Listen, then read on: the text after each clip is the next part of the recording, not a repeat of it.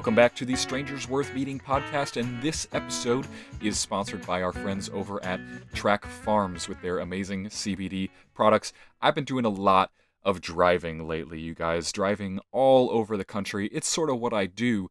And the issue for me is my back hates those long driving days. I mean, we may go for 9 hours and then pull over and do another 8 the next day, which is something we've done recently.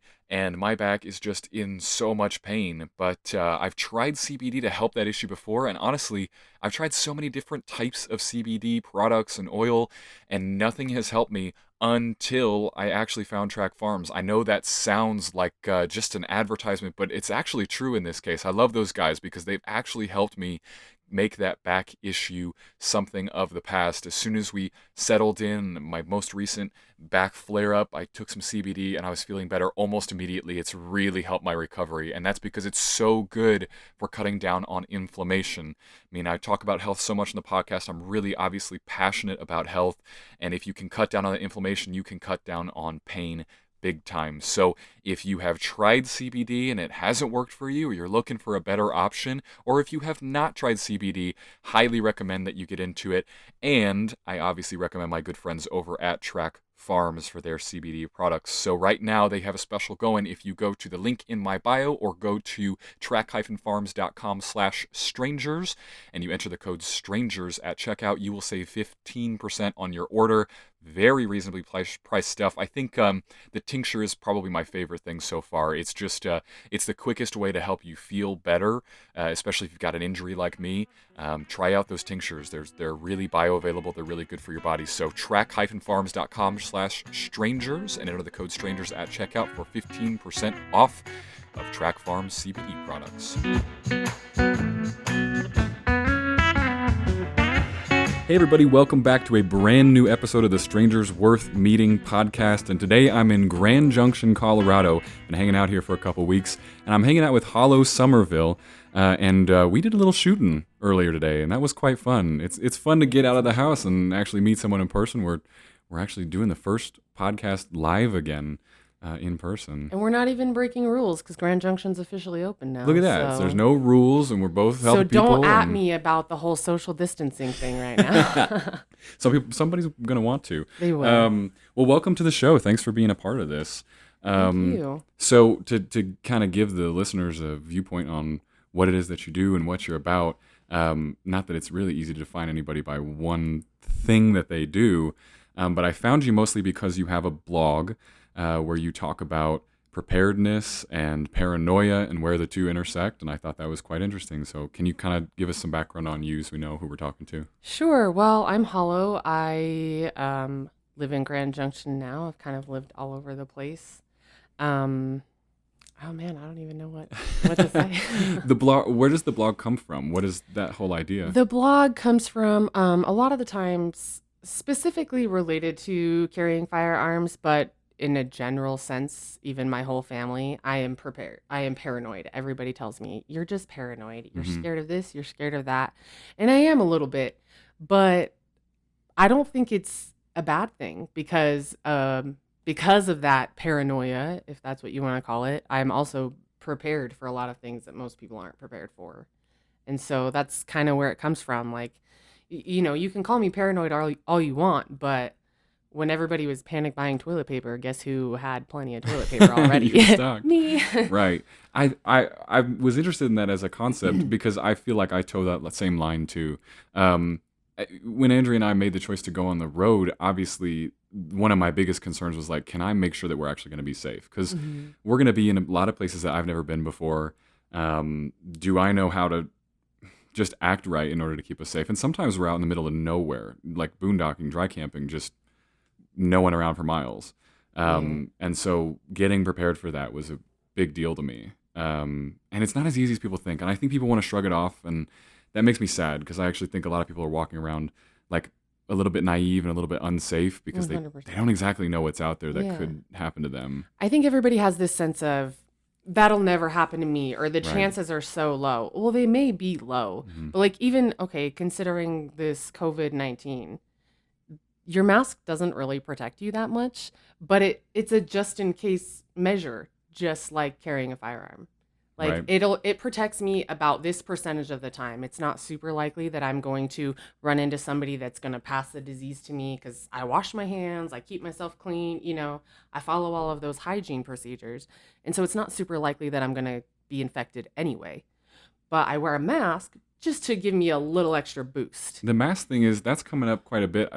I'm starting to hear that the mask is not actually for the individual wearing it; it's for the other people. Supposedly, it helps you not transmit, but it's not like it blocks receiving Yeah, I anything. mean, like I'm not a scientist, but like the the mask essentially is, I mean, like a condom. It works 99.9% of the time. So it's a preventative measure, but it doesn't mean it's going to completely protect you. There are other things you have to do that.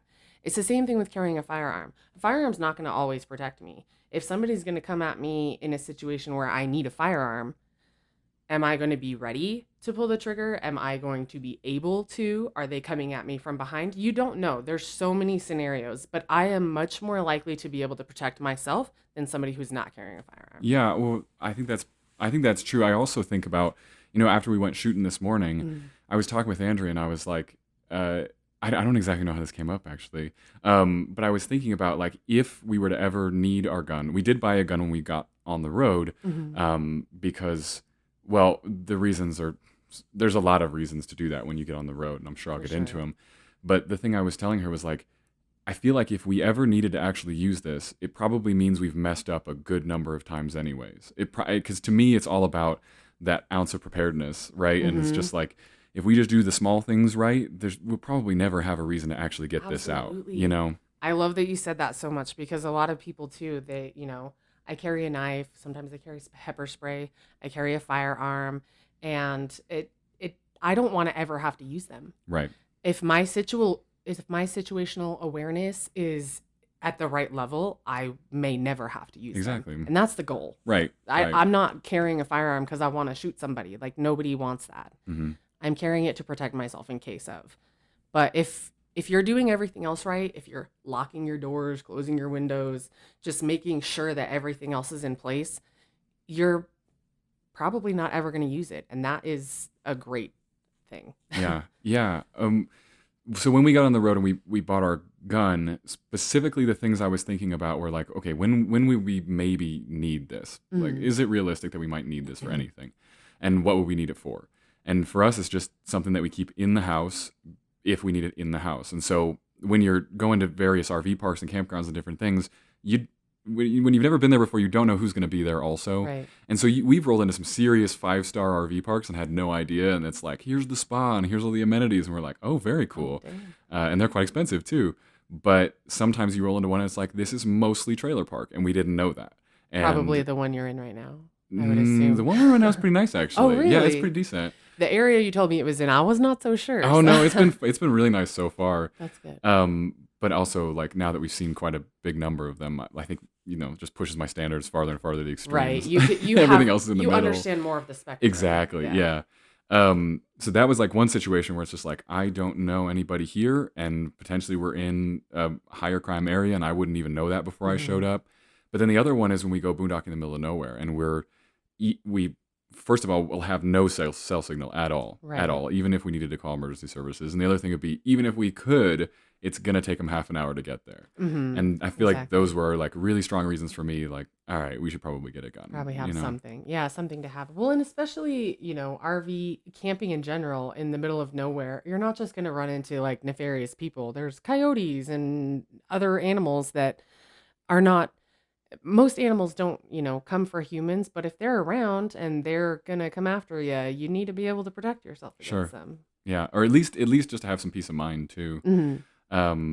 It bothers me too that the statistics on guns are that obviously most violence with guns is accidents. That bothers me. It's really I unfortunate. I think I'm Do you not think going to that's say that skewed in that's some not way? true. I think that the statistics on guns is 100% skewed, and it's for a reason. I feel like they want to scare you away from it because they have their certain agenda. I'm not going to get into whatever that is, but I definitely think the statistics are not correct. Most of the gun violence things you see are actually suicide or gang violence. Yeah. But they don't stipulate that when they write out the statistics. They just say this many people died from firearms. They don't tell you that, this percentage of them actually committed suicide, which is not okay, and it's sad, but that doesn't, it's just a piece of information that you're missing. Right. And so I don't think people understand what the gun violence, numbers really mean, because they don't tell you. They just list the entire number. They don't tell you what it's from, what the situation was, and different things like that. Yeah, it's a tricky subject right now. It's one I feel like I have to tiptoe carefully, to not offend. All I know ultimately is where I stand with guns and the Right. reason why I would buy one. And I think that anybody could look at that and be like, those are pretty good reasons to buy a gun. Yeah. And I also think it's tricky. It's like if you think about like car accidents or drunk drivers, like if you drive your car, you assume a certain amount of risk that something could happen to you. But what's interesting about cars is that you are at risk of other people. So when Yeah. I go out and I'm driving sober and safely and I know what I'm doing, it's probably not me who's going to make that mistake. Right. It likely will be somebody else. But the same, I think, it's a little different with guns, where if you're a family that owns guns and knows how to use them responsibly and not do anything unsafe with them, statistically, you're not going to hurt yourself. I mean, I just can't see that happening with a responsible Right. gun owner. It's the same. Yeah, it's exactly the same thing as being a responsible driver. You're right. Your number one safety measure is yourself. Right. Is the way that you behave and the way that you approach whatever tool you're using, a firearm or a car or a knife or a garden hose. Like, anything really has different dangers. But if you're smart and you understand how it works and how to be safe with it, you're likely going to be fine. Yeah. Well, it's self-defense too. Like, that encompasses so much more than just guns. Obviously, we're going to talk about guns because that's kind of what we did today. Right. And that's really fun. But self-defense, I think, is just so much broader. Oh, it is. I read this book called When Violence is the Answer, and I think it's written by a dude named, I want to say his name's Tim Larkin. I think he's an ex-Navy SEAL. That sounds familiar. This book is amazing if anybody is curious about self-defense, because he really breaks down like how to know what type of situation that you're in. I loved it. He mentioned that like one type of situation is social aggression, where there's rules and we're having a fist fight and this is for something. And the other, I think he calls it asocial violence. And that's when someone's here to hurt you in some way. And it's a totally different situation on how to tell the difference. Right. That book totally got me going. How did you kind of get started with just thinking about self-defense and applying that for you? Oh, that's a long story. Oh, yeah? So, I actually have been very close to, or I'll just say that, like, very close to, or witnessed a lot of very scary events that led me down this path. For example, when I was a child, at church, walking down the hall, walked out of class. I was the only one in the hall, had to use the restroom or something. A gentleman came into the church building, and I guess there was some sort of child custody dispute, and he brought a gun. And he and his wife were in the foyer, and he shot at her. Nobody was injured at all, but he fired a couple of times. And I was walking down the hallway, like, I didn't see the gun go off or anything, but I was right there. Right. And that was the first time that I'd ever really noticed that kind of thing. Oof. In my family, like, my dad has guns and shoots guns, so I've always kind of been around them and known about them. I've always been very interested in them, but it wasn't until the past few years that I allowed myself to do what I want to do and go out and buy my guns and stuff like that. Yeah. Oh gosh, what are some other ones? The more recent ones are the Virginia Tech shooting. So I was actually at school in Virginia when that happened. I woke up in my dorm room hearing, people walking down the hallway saying there was a shooter on campus or something. I go down to the cafeteria and I can see on the TV. So first of all, I think it's at my school. I have no idea what's going on. I went to a very small school in Virginia. I get on the downstairs and on the TV. It's not my school, thankfully, but it looks like the school in the next town. It looked like VMI, Virginia Military Institute. It wasn't until like a few hours later that I realized that this school is very far away from me. But considering, just the roller coaster I went through that whole day, and the fact that I was far away from my family, I was receiving so many phone calls and emails because Facebook was not popular then. I got on Facebook when you still needed to be in college to have a Facebook account, and so it was like right around that time where Sure. it transferred. Sure. Um, that happened, and then when I was a nanny in Connecticut for a while, and the family was going out of town, and so I was gonna take a little weekend trip, and I had everything booked and planned, and I was gonna take the bus and stay at a hostel, and I was looking over my finances, and I was like, oh, it's really too tight. I really shouldn't. I had no repercussions for canceling my bus ticket. I was able to just cancel it and try to plan for another weekend. The next day, which would be the morning that I would have been arriving in Boston, was the bombing at the The marathon. marathon bomb. Yeah. And so I'm sitting there watching the TV going, holy shit.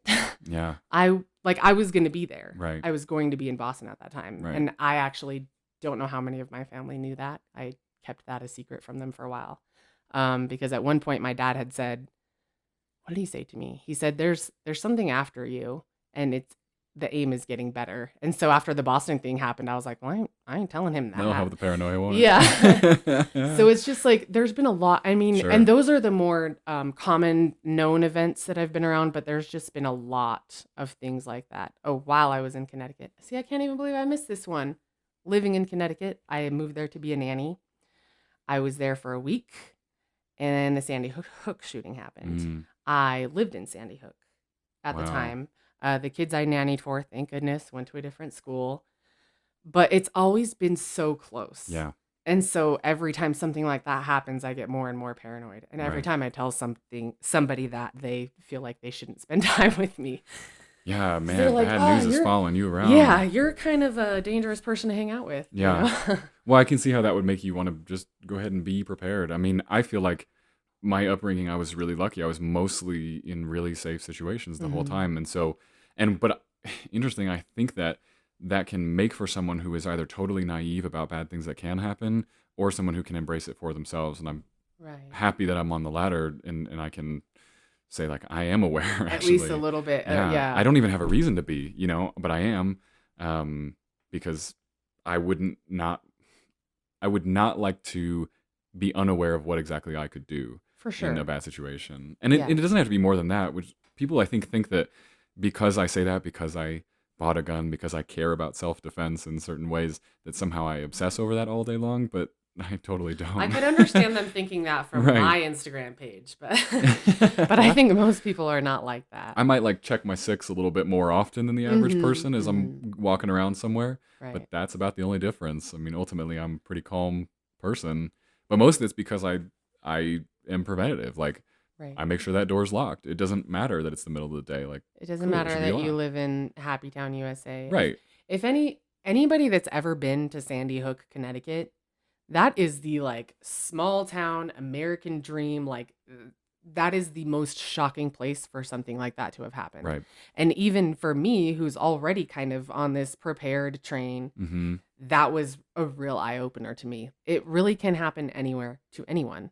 And I don't say that to try to scare people, but you just have to know that. You have to understand that you have to, have your situational awareness and know what's going on around you and know what you can do to protect yourself Right. if something were to happen. Yeah. I can't imagine being a kid growing up right now, thinking that just every day you go to school, there could be some incident. I know. I It's a mean, really difficult time. there's ads all over Facebook for backpack armor. It's Yeah. bulletproof armor you put in your backpack. Yeah. And that's very sad to me, but also I highly recommend it. I know. Well, at least because you can't control the bad guy, because Right. it's going to happen right now. It ultimately doesn't matter what either side does in this fight, because it's going to keep happening for a while, Yeah. unfortunately. Although now that the schools are closed, I imagine the statistics on school shootings have pretty much dropped. Oh, to the they floor. have. There's many, many memes that I've seen about really? it recently. Yeah. I wonder if that's going to be an argument for why we need to just keep doing online learning. Do you I think about that? I think it could be for sure. I don't know how much people would be into that though. I mean, I know people love their kids, but nobody wants their kids home I think it's 24/7. also just And massive it's that your hard for kid is everybody. around other kids all day. Yeah, How can you miss out on that right. for years of your life? You need to have that social interaction and have a good, fun Right. childhood, for crying out loud. Go Right. to recess, get detention, Yeah.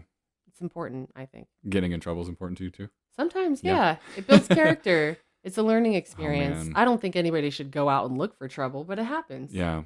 Yeah. I was too good of a kid, I think. I got in detention a couple of times for kind of really silly things. Right. And I am generally afraid of confrontation. Ah. So I, usually would shy away from it. But considering the situation around them, I was like, nah, I'm in the right. I don't belong here. Like Yeah. I didn't care. Like I was kind of like, oh, I'm a badass now because I got detention that one time. Yeah. I would get in trouble a lot, but I think my biggest problem was my mouth. And so ultimately, though, I could get out of pretty much everything just Yeah. with a simple explanation. I don't know how I managed that. But yeah, I guess we made a little trouble. Yeah. I can't claim to be an angel here. Um, so what other things kind of have you gotten into either as a part of the blog or just as a part of the self-defense journey? I mean, martial arts, first aid, anything like that?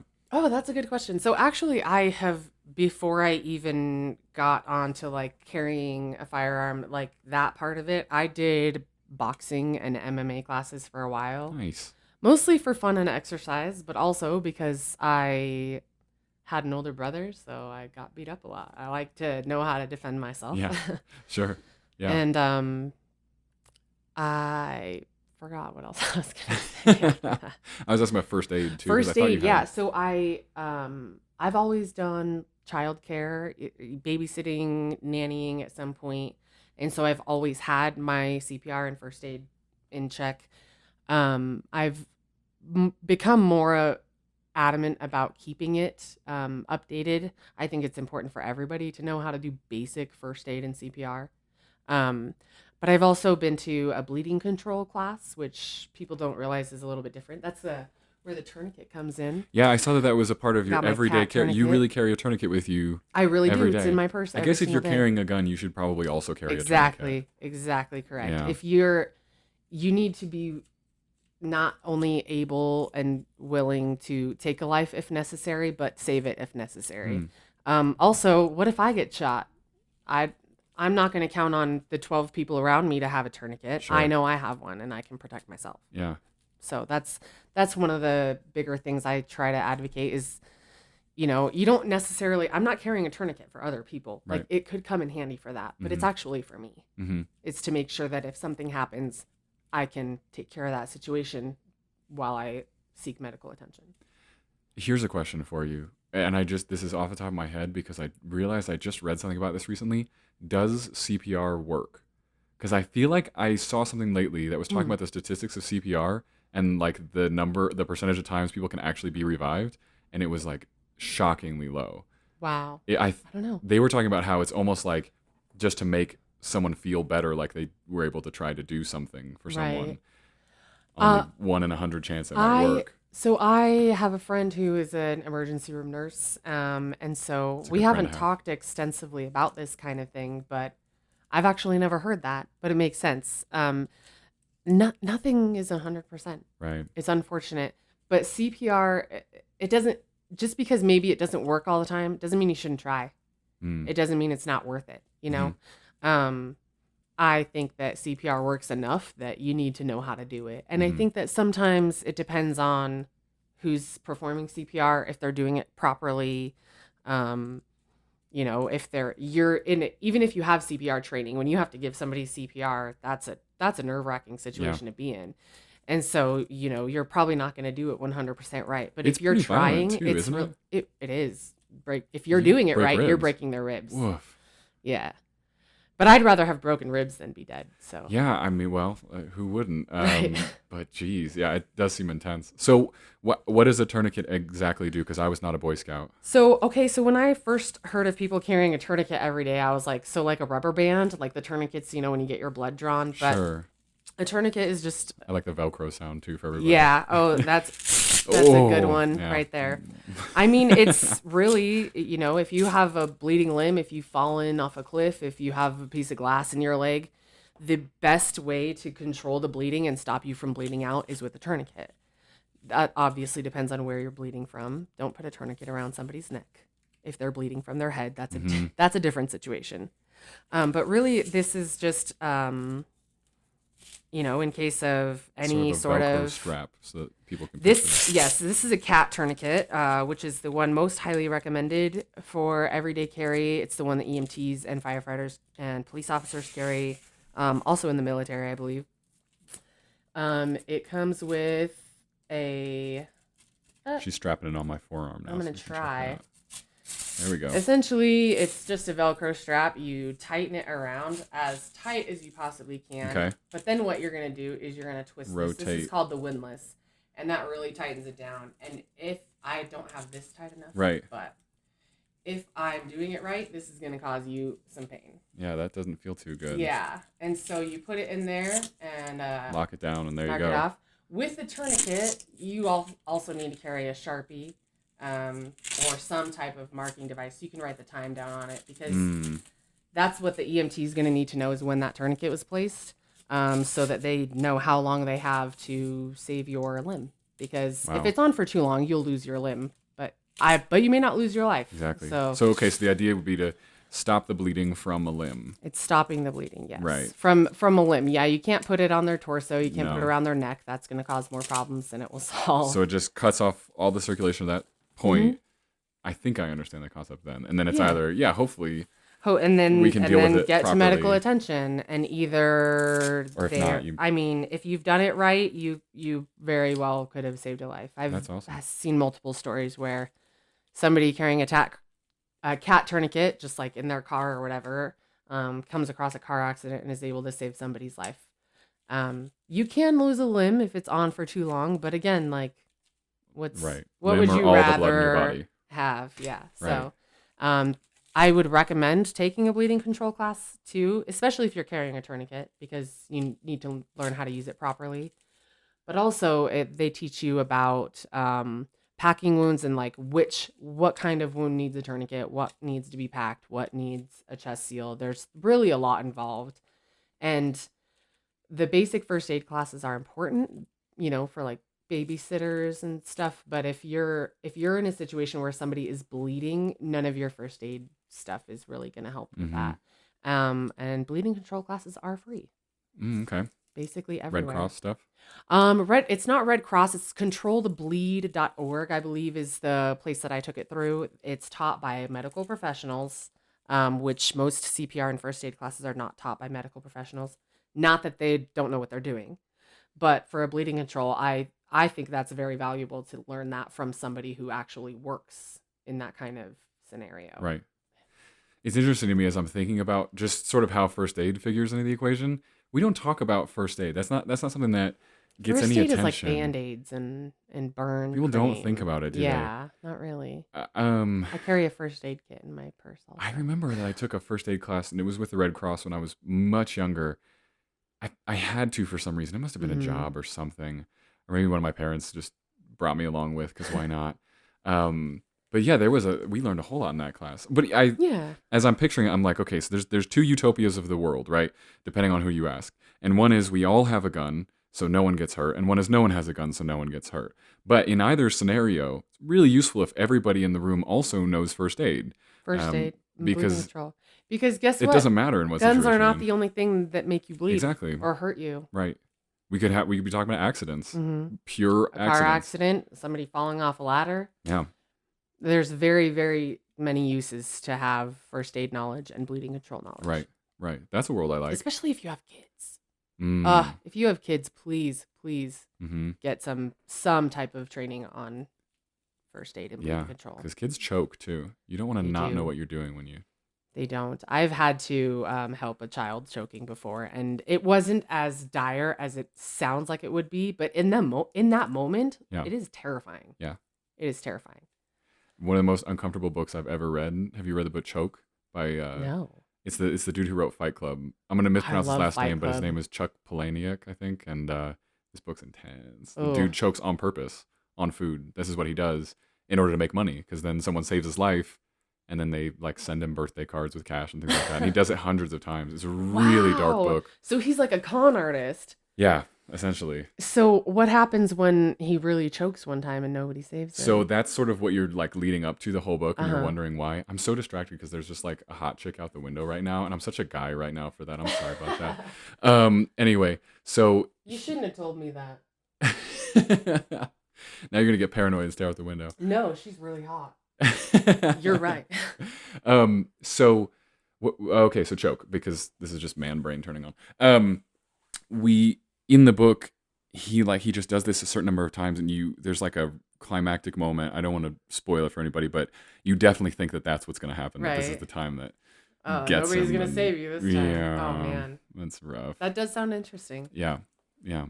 Um, he's not a very popular author though. He's out there. Yeah. So like, I don't know his name. Like you said his name. I think it's Chuck. It's either Chuck believe you. Palahniuk or Chuck Palahniuk. I know how to spell it. I couldn't say it out loud for sure. Yeah.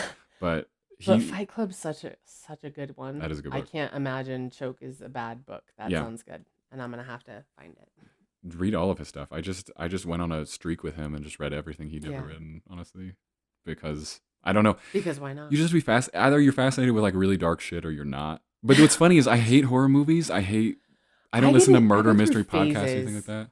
I go through phases with horror movies. Like Mhm. there was a time where and I prefer the based on true events ones Mm, because I'm kind of no. into the paranormal No. stuff too, Oh. and like Ghost Hunters is a good show. And How much I'm do you really buy into into? Do you believe in paranormal things? this is kind of funny. Like I kind of am at the point like I believe anything could be true. There's no scientific proof to me that I've ever seen of a god or no god, of ghosts or no ghosts, of a flat earth or no flat earth. Like literally anything could be true. There could be aliens, you could be a lizard person, I could be a clone. Like I there's feel like I really- went with you for 2/3 of your 3, and then the third one I was like, Which I one, the can't. flat earth one? Yeah, for yeah, sure. that's And then the you one. went full Alex Jones on me. You really went there. No, I do not believe in a flat earth, but anything could be true. And so Did you watch the documentary about it? no. It's Beyond the Curve on Netflix. Oh, I've heard of that. I haven't seen that one. I think my favorite part of that whole movie was there's a scientist at the end who's addressing a group of scientists, Mhm. and he's like, the number one mistake that science has made is making outcasts of people who have questions and telling them that they're too stupid to understand. And so what happens is that people use pseudoscience to get their own answers. Right. And I really like that perspective. He was like, we That need is to a good include people. idea, They're yeah. interested in science, so let's not make it us and Right. them. That's one thing. If somebody, that's one of my biggest pet peeves is when you ask somebody, and no offense to men, but it's mostly men. If you ask them a question, well, if you don't know, Mm. they scoff at you or roll their eyes. Or when a person can answer a question, if maybe I should know certain things at the age of 32, but if I don't know something and I'm asking you, can you just like teach me? Right. You know, like that's Without judgment. yeah, Yeah. exactly. So if I'm brave enough to ask a question that I probably already know sounds like a stupid question, just answer it. Teach me. Don't sit there and be a dick about it. You know Yeah. what I mean? I thought that was I just like that perspective I for do sure. too. I do too. Just yeah. like, there's a whole group of people that are so interested in science, yeah. but we're making them draw their own conclusions because we're not letting them in the club. And then and you're we're giving not. them shit about the conclusion they came up with. Yeah. Yeah. Yeah. No, I'm not full on Alex Jones. I like to stir the pot a little bit. You just went to When people aliens come at me and with the clones, flat- lizards. with the flat earth or something, or like, oh, you know, we didn't really go to the moon, right? I'm like, wait a minute, you believe in the moon? I don't know about that. So if you just go farther than what the other person's Yeah, talking just- about. it's just fun to out crazy some people. Oh yeah, doubtless. Yeah. That's awesome. She's gone. You don't have to keep Dang it. I gave you a good chair. I'm sorry. I have the view. So we're just to paint a picture. We're sitting in your room in Grand Junction, and you do have a nice like view. Like it's Colorado skies. You know, I miss the Colorado skies sometimes. You know, when I'm not living in Colorado, which I've lived in a few places, Colorado being one of them, and I've recently moved back. When I'm not living in Colorado, I kind of get annoyed by the Colorado sunsets, and I'm like, oh, whatever. Everywhere has beautiful sunsets. But then you come back to Colorado, and it's just different. Yeah. It's really different. Like the colors they don't make colors like that in other places. I haven't. This is my first time in Grand Junction. I haven't spent any time here until we just came. And we drove up from Tucson Hmm. to get here. So we spent some time just south of Moab near Canyonlands camping, and it was just spectacular. That's the first time I've Seems actually amazing think out I've there. seen decent stars too, Hmm. because we were far enough away that you can actually do that. Yeah. And that was really cool. That's good. That's a good thing about Grand Junction is that it's small enough that even in the middle of Grand Junction, there's not enough light pollution that you can see more stars than Mm-hmm. most cities I've ever Mm-hmm. been in. Yeah. Well, I don't know. I keep being told not to spoil the secret of Grand Junction. I don't Um, think there's a secret. I hear I hear Tim Hines, my last podcast guest, and I kind of talked about it, and he was like, tell everybody to go to the Front Range. Like, don't let them come Yeah. back here and start overpopulating this spot. That's true. It's a That's pretty true. it's a pretty cool spot. I mean, you guys are like within an hour of like Glenwood Springs, which is some of the coolest. Hmm. That's a super cool place. Have you been to the hot springs there? I've been to the hot springs a couple of You've been to times. the Iron Mountain Yeah. hot springs, the ones where it's like totally. Oh. They have like probably like a dozen, maybe a little bit more small pools of hot No, springs. I haven't been to that one. Oh, that one's awesome. That's They're the all one I've different been hearing temperatures. about. They're all marked, so you know what you're getting into. Because past 104, it really starts to suck, honestly. Yeah.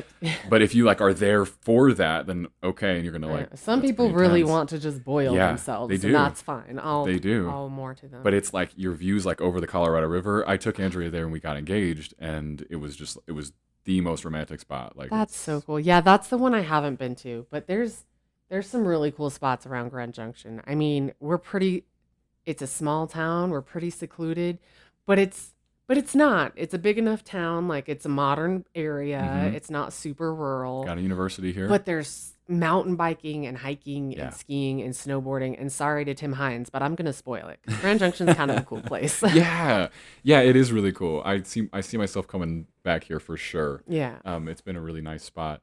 How did we? I don't even know how we got on the subject I of have no Grand idea. Junction.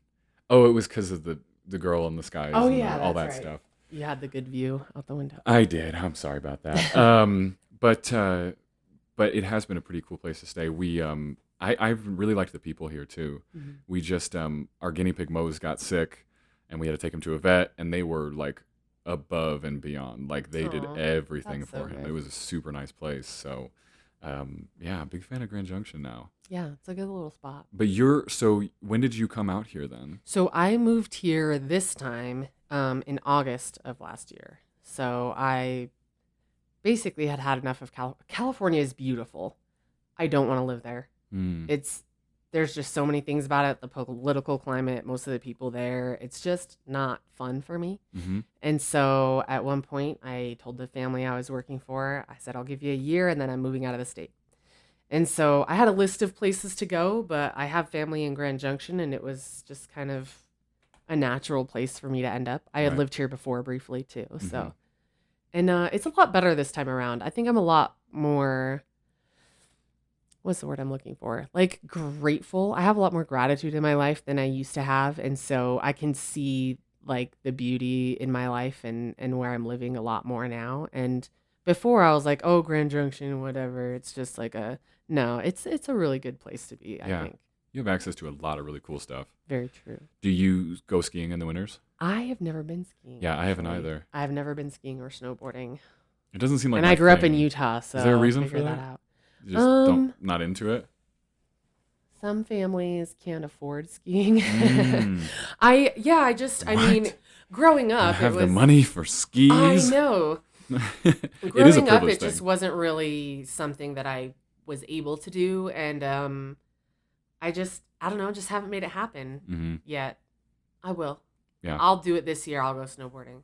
But you're thinking about going into the RV lifestyle I am. or the tiny home So- movement. Yeah, so I've always kind of liked that idea. I mean, I am the type of person that I'll sit here and figure stuff out and be like, and if worse comes to worse, I can live in my car, and I'm okay with that. hmm But I've always kind of been intrigued by the tiny house thing, and recently I started watching Tiny House Nation on Netflix, and now Okay. I'm like fully on board. Yeah.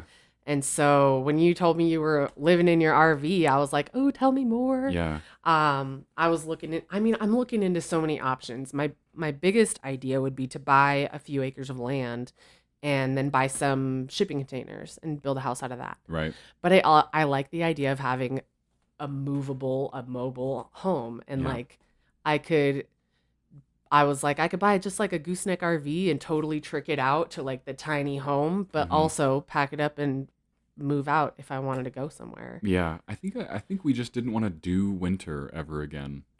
And that was a Yeah. good decision. It was the best winter of my life in Tucson. That Yeah. was There awesome. you go. Like walking trails in the desert, just like with my shirt off. It's so warm.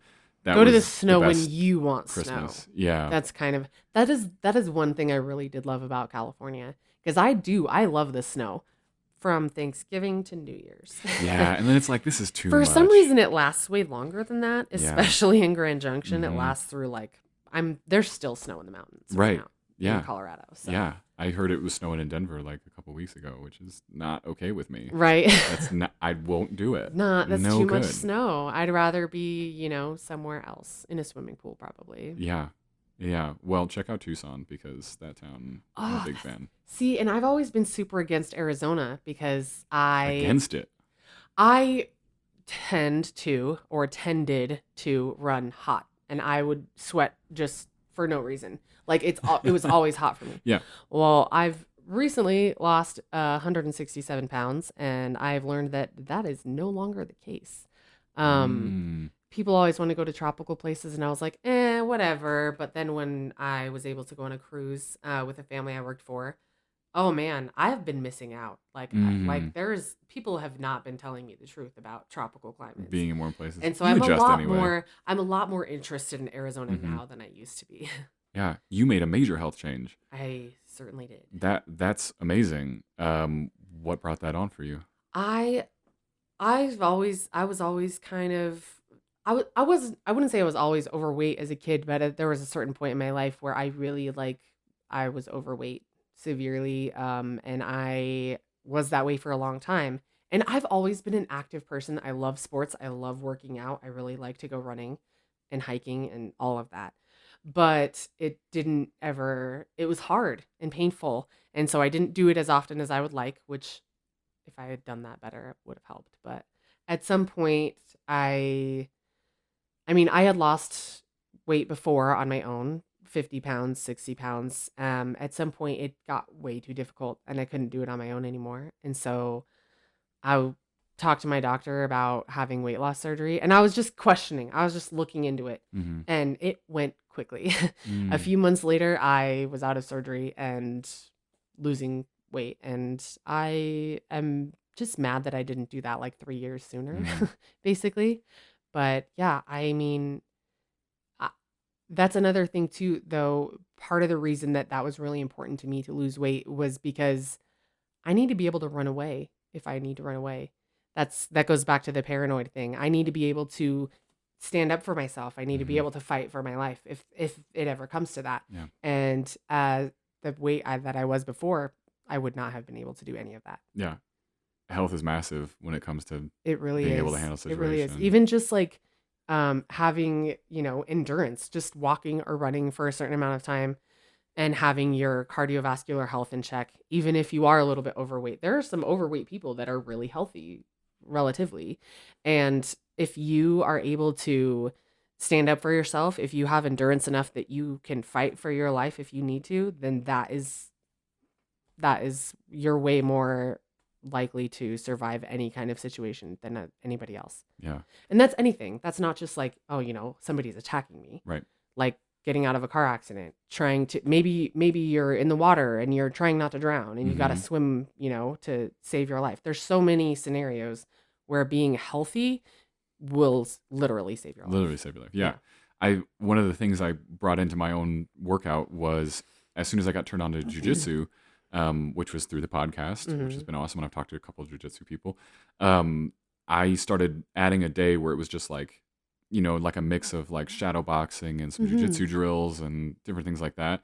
And one of the drills for jujitsu is basically just fall on your back and then stand up. And you're standing up sort of combat ready. Yeah. You're sort of, there's a proper way to stand up. And I'm thinking about like in a street fight, what's the number one thing I can actually do? And it's ultimately just persevere. You just have to last past like that first minute because Right. whoever's coming after in a social aggression situation, like I talked about, like whoever might be coming after you, they're probably going to get way too tired You because they just have probably to got to do this outlast every them. day. Yeah. Yeah. So can you stand up again and again and again and just Right. keep standing up because that's going to wear them the hell out. And like mentally too. They're going to be like, this dude keeps getting up. Yeah. But what I was surprised by is that, so I'll like fall back and stand up, and I'll do that about 10 times. Mm-hmm. That's exhausting. I don't think people realize how hard it is to just stand up and fall No. back and stand up and fall And back. that's something that people don't realize is like a good skill to have. That's something that I am really about is life skills. Like learning any kind of skill is Hmm. very important to me. But I recently took a self-defense class, mostly as a refresher, but also because I'm going to write about it on my blog. But one of the drills that they were having us do is standing up. Yeah. Standing up in a way that you're still moving away from your assailant, standing up in a way that you can still protect yourself if they're coming to you. Right. You know, you don't realize like how difficult it is to just stand up off the floor for most Hmm. people, especially for adults. Yeah. Our bones creak. There was something about, there was something in this book. Oh my goodness, I'm gonna blank on the author of it. I do this too often too. I'm just like, oh, this book, this movie. But he was talking about how movement as you get older can actually draw direct correlation to how long you'll literally live. And so one of the things they tested was like how many points of contact to the ground you need in order to stand up, and people who Hmm. need less points of contact to the ground, like Live longer. as opposed to between what 4 and 1, Right. legitimately live longer. Well, that's Just because it's an indicator of where you're at. right. Well, 100%. Like that's really where the if you don't use it, you lose it thing Hmm. comes from. If you're not moving, if you're not training your body to be able to do these things, your muscles literally atrophy. They will literally disappear if you don't Right. use them. Right. And so if you don't 48 hours, that's what I've heard. Or maybe it's 48 hours. 36. I don't know about It's shockingly small amount of time before your muscles not being used will just Mhm. start to decrease in size. That It's so actually quick. makes sense. Well, that does make sense too. That's part of the reason when people are in comas or on bed rest or Right. whatever, they have certain exercises or movements because of keep your blood circulating Right. and also having those muscles moving back and forth. Right. I broke my elbow once, and when he told me he was not going to put it in a cast, I was like, I'm sorry. I have a broken bone and you want me to use it? I was so confused, but it makes sense. Your body will just stiffen up and Weird. it will not let you, do anything. You got to use your muscles and your bones so that they keep working. I'm so jealous of that. I broke my arm like my freshman year of high school. I had to wear a cast for like 6 weeks. Oh my gosh, I broke my leg when I was in elementary school. I was in a wheelchair for 8 weeks and then on Oh. crutches for quite a long time Oh, after that. no. That's no good. But no. How did you get away with no cast? I don't understand. So Was it just like because a it was a hairline? joint, because it was a hairline fracture in the I don't even know which elbow it is at this point. It was a hairline fracture in the radial head. And let me just clarify, this is one of my other pet peeves. If I tell somebody I fractured my elbow, they go, "Oh, it wasn't really broken." Okay, but if I fractured a glass, I'm not going to keep it. I'm going to throw it away. It's broken. Yeah. So let me It's get that out dicey of the and it way. hurts. Broken is broken. Yeah. Anyway, but yeah, I fractured it, and you have to move it so that it stays in the right Sends blood place, there and so and that your ligaments are working whoa. properly. Because the scar tissue will heal, and it will like cement your arm in the same place. Seems like you had a way cooler doctor than I had. Maybe. Yeah. Man, that would have been nice. I did have okay. This is a fun story. Speaking of cool doctors, this was 2 years ago, I had gone shooting with some friends and I got hit by a splashback from the steel. And I thought it would just leave a welt, but it turns out I actually have like lead in my leg. Which is not I mean, it makes me feel cool, but it's not as like dire as it sounds. What's splashback? Is that be when a metal Splashback. target? So yeah, so when we were at the range today and he was like, you can't use the rifles on the steel targets Right. because it will ricochet back at you. Mm. And like that is very dangerous. If you are too close to the metal targets also, you can get Mhm. hit with that. And also, I mean, the rifle calibers will just break the steel also. Right.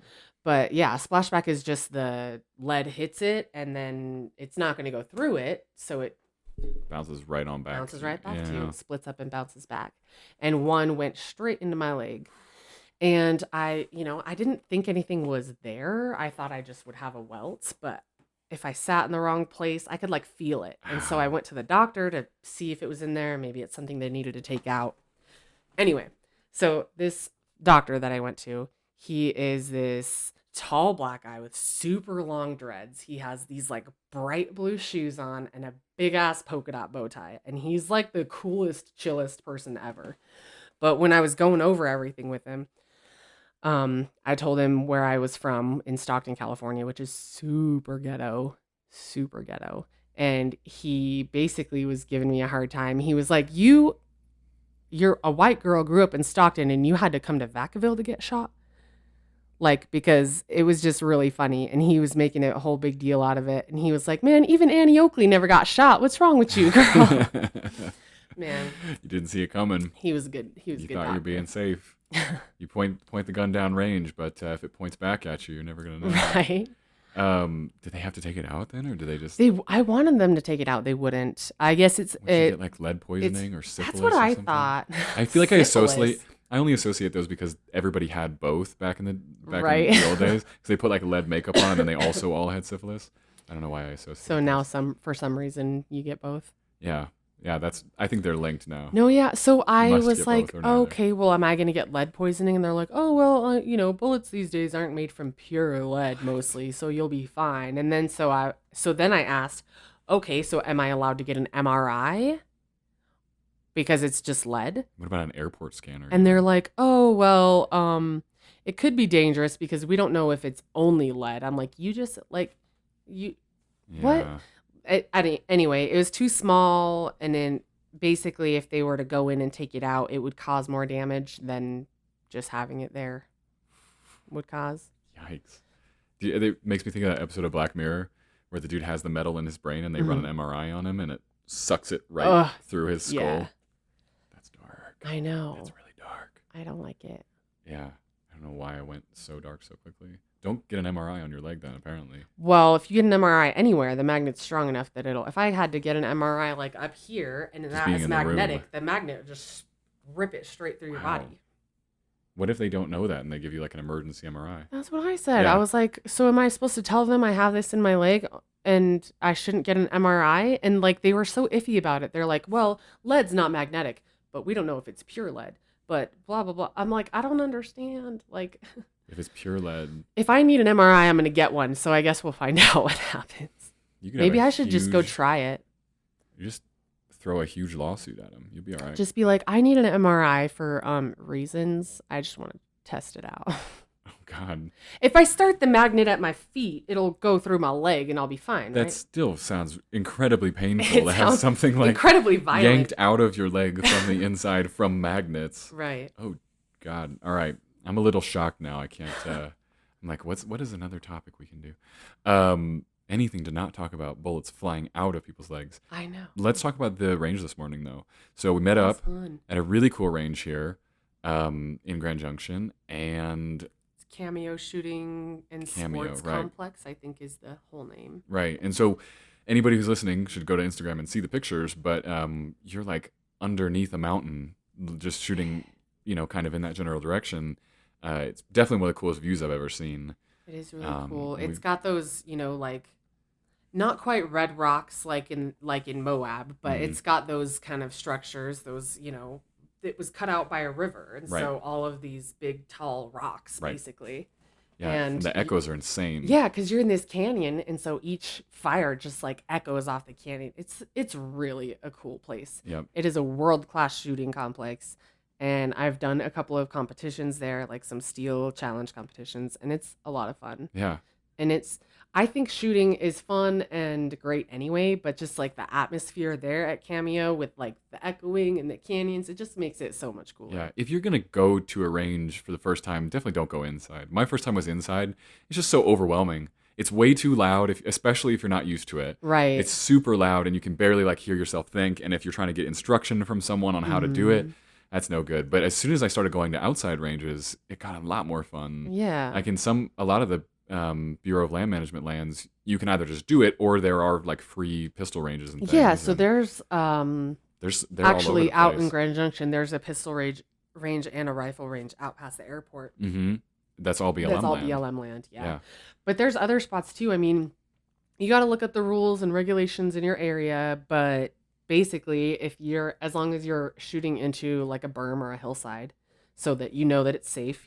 Be sure of your target and what's beyond it. We Mm-hmm. talked about the 4 rules of gun Oh yeah, the safety. 4 rules. Um, as long as you're doing that, basically you have free reign. But you got to clean up after Right. yourself. Pick up your trash and Leave no trace. right. And don't shoot a But tree that's live. it's right, That's right. dick move. But it's a really cool shooting outside is one of the coolest Yeah, things, I it's a think. lot nicer, just a lot more relaxing. You're out in nature, and even so, the place we went today, there's what would you call it, marshals or somebody walking So it's around, a range safety range officer. safety officer. Okay, hmm kind of walking around, making sure everybody's following the rules. But if you go to some of these way out there BLM lands, like Andrew and I went to one near Las Cruces when we were out there. That place was great because it was just her and me. Just Right. bring your target, set it up, and hmm just like it's very very relaxed in that setting, which is kind of nice. Yeah. But just so much better to be outside. So They don't have RSOs at those though. So I mean, if you're going to an outdoor range, make sure you're with somebody that knows what they're doing, or make sure that you know what you're doing, yeah, so that you're taking all of those safety right. precautions. You're not going for your first Right. time. If you're paying attention, you won't get hurt. No one will get hurt. It's It's about very true. attention and It's very true. sober, and that helps too. Um, but it can be a really fun time, just to try it out. And it's not even something for me that I need to do every weekend or anything, but just to do it every now and then, make sure I'm comfortable hmm with the gun and Well, everything. especially if you own a firearm, I mean, for me, I would say like if you go at least once a month, so that you make sure, there's still no malfunctions, you remind yourself of everything you're Mm-hmm. doing. It's also very important to remind yourself of what it feels like to fire a gun, because if you're in a situation where you have to do that and you have no idea what is going to happen, you're not going to be effective with your firearm. You're probably going to be a little bit more dangerous, and it's going to be not You're a already going to be on life-saving edge. You're already situation. going to be Right. at a 10 in terms of just pure panic. Just it's going to happen. Mhm. And so if you also don't have the muscle memory for that whole thing, Exactly. it's not going to go your way. It's not going to go the Exactly. way you want it to go. This is something we were talking about, well, that I was talking about to the people in the self-defense class I took, is that if I read a list of like self-defense practices, I am that much more prepared than somebody who never read that list. Right. If I have tried those practices, I'm even more prepared. If I practice them regularly and build up muscle memory, I'm going to be able to save my own life. Whereas Yeah. somebody who never even read that list I hope they'll be fine, but it's really important to at least know what you can do to protect yourself. Even if you're not practicing it regularly, at least know Right. what those techniques are. Yeah. And there's a lot of good resources for that, including your blog, obviously. Including Everybody my should go blog.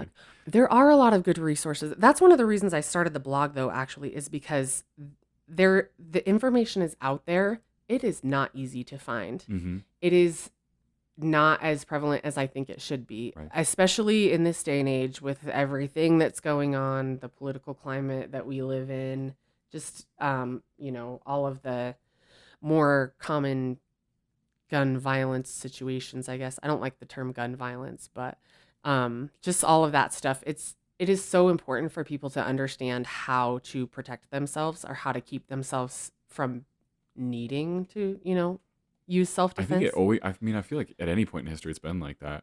It's never not been the case that you can't get hurt. Well, Is that that's too many double true. negatives?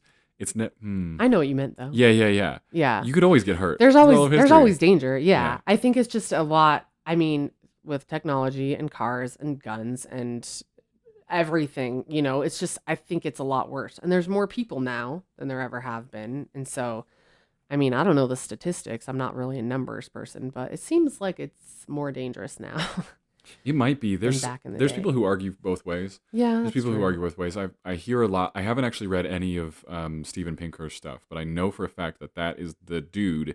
If you want to learn the stats about how life is better now, Mhm. better for a multitude of reasons. But then I also am a huge fan of Dr. Christopher Ryan's book, who is arguing the exact opposite, that like it Right. was best when we were complete hunter-gatherers before Oh, civilization. yeah. Well, And there's definitely a lot of things in place now that, do make us more safe and do make it a better world to live in. We're so connected. I mean, you found me on the internet. You yeah, found me on Instagram. 200 years ago, we could have never met at all. yes. So This yeah, there's podcast would have been definitely just me I 200 years ago, talking to nothing. talking to talking to my dog. using a tree as a That's what it would've microphone. been. Yeah. Yeah, that's definitely true. I think there's in a lot of ways it's better, and in a lot of ways it's worse. And even beyond But that, beyond questioning whether it's better or worse, it's like, this is when we live. yeah, You live right it now, doesn't and matter what happened back then. the world is what the world is right Yeah. now. And whether it's safer or more dangerous, the current state of the world is that there is danger. And Yeah, I don't think any human's ever really been able to say that that's not the state of the that's world. true.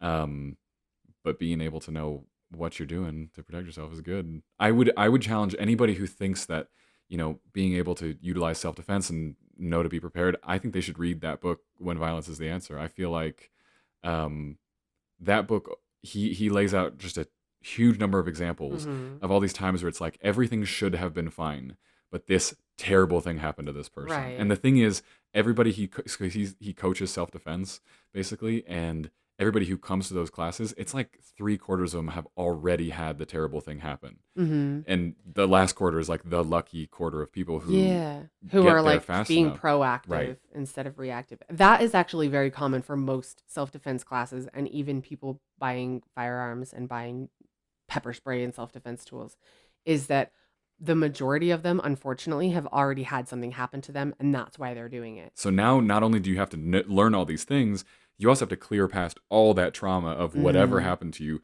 sexual assault, mugging, Right. watching something terrible happen. I mean, it's just so much harder to move past. But in that book, he's got so many of these great stories. Like, even there's one about a couple who's like moving into their new house, and they move in just before it's finished because they were supposed to live there at a certain date or something. Hmm. And literally a group of dudes comes in masks, and I don't really want to get into details of what exactly they did to the man and the woman.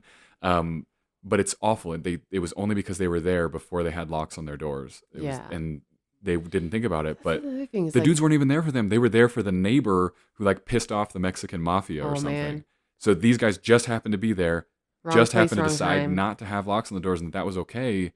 It's awful. It's Most terrible. most situations where somebody is injured or attacked is wrong place, wrong time. Yeah, I mean, there's not a lot. There are situations where somebody is coming after you, but I think if that's the case, you probably know that. it's You probably possible. know that somebody's coming for you. And so I think that those people are a little bit more prepared. That's why the ones that, something happens to them, they're not expecting that. I know. It makes me sad though. It is very sad. But hopefully somebody listens to this and is like, okay, I'll at least like think about learning some basic self-defense. Just go read the list. Start with the list. Yeah, You're going to be so much more prepared just knowing just having an idea, a list in your head of what you can do. You're already so much more prepared than somebody who didn't read the list. You know right. what I mean?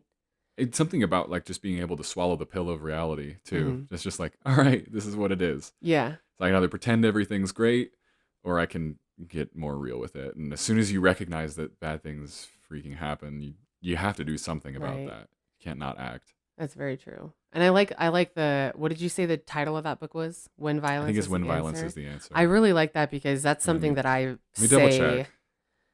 oft I don't want to say often. It's something I have been known to say before is that violence is not the answer until it is. Until it is. There's always a point where it comes to that. And hopefully it doesn't. Yeah. And if you're prepared and you have your situational awareness and you know how to de-escalate, violence may never be the answer. Right. But sometimes it is. Yeah. And when it is, you need to know how to employ it properly. Yeah. 99.9% of the time, when that dude's shoving me at a bar because I looked at him funny, Mm-hmm. I'm just going to leave the bar.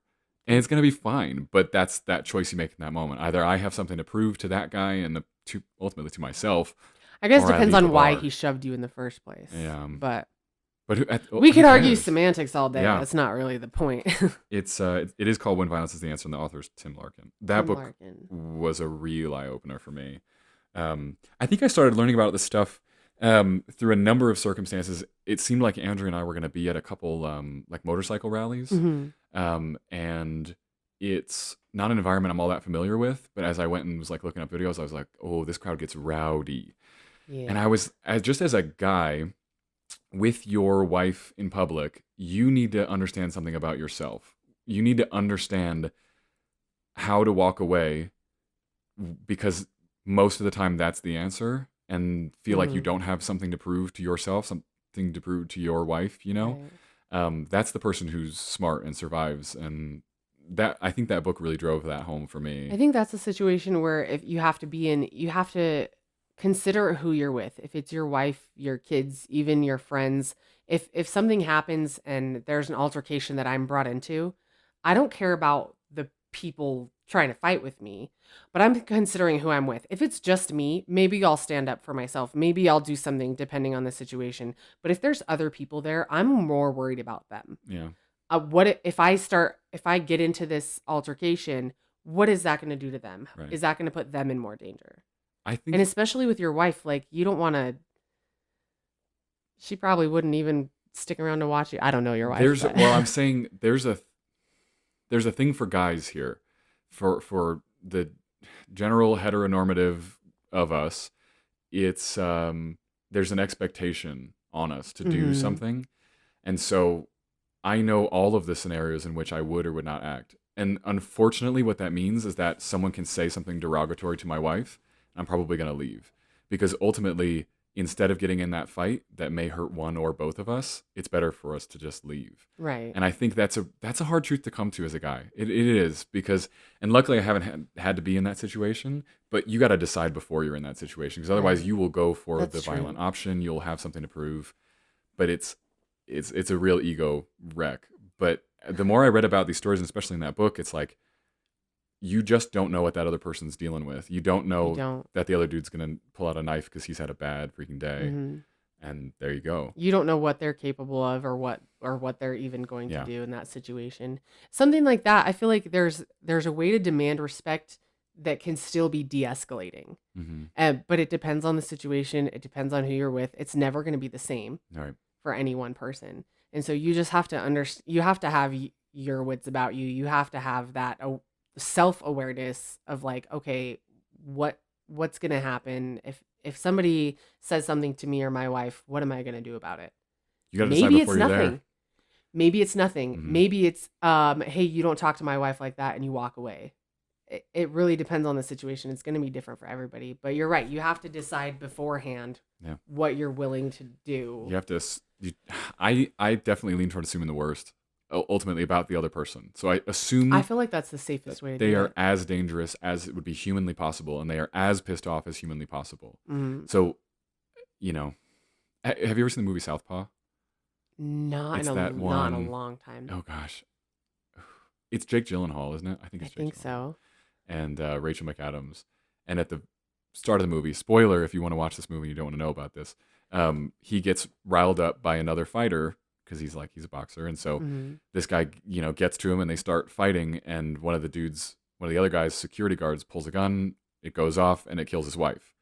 Oof. And so he has to deal with the fact that because he escalated that situation, that's what led to her death. Right. And if he had been able to walk away, and so I mean through all that book, I keep coming back to that book. It's just because it's like I think that was just like the guidelines for me of like Yeah. how to act. He brings up a number of examples where it's like there was one that's like there's this Golden Gloves boxer who's working out at a gym one day. Somebody comes and sideswipes his car. He comes out all mad. He runs him down at the stoplight. He's getting up in their window and he's like ready to fight him. And this dude, you would argue, is as prepared as possible. I mean, he's you would never put him against a normal person, Right. but it just so happened that the guy in the car had stolen the car, had just got out of prison, was carrying a gun, and just shot him, and it was Yeah. over. And so, instead of just taking the guy's plate down and let insurance deal with it, he escalated that. Letting It's so sad. Learning to let things go is one of the greatest skills you can It's a teach gut yourself. punch. Yeah. It's not easy, Mm-hmm. and it definitely is an ego wreck, but most of the time they're going to be wrecked when they go home anyway because they're going to be like, "Oh, why didn't they fight me? Oh, I was trying to be tough." And you just walk away. Like I've seen it so many times where if you don't fight back, they kind of can get more angry. It doesn't mean that you're in more danger though. Walking away is like one of the best things you can do in Yeah. most of those situations. Yeah. There's good odds that whoever's getting like aggressive with you, they're probably not sober. They're probably trying to show off. And they Mm, probably don't have enough self control to even be like a healthy person. yeah. So good luck chasing me a mile down the road, Right. bud. They're not right in the head, whatever the situation Right. is, if they're going to blow up over things like Exactly. that. Exactly. But it's a hard reality to face. It is.